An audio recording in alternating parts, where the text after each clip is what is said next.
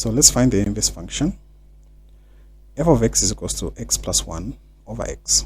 So what we're going to do is this. We're going to say let that f of x be equals to x, then also replace x with y.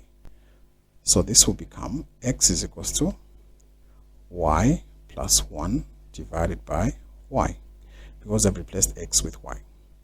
Then now our job here is to make y the subject of the formula. So if I cross multiply, this means that I'll get xy is equals to y plus 1.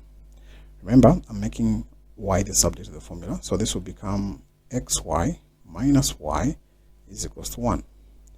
So x minus 1, we factor out the y, and this is equals to 1. So I have x minus 1 with the y being equals to 1.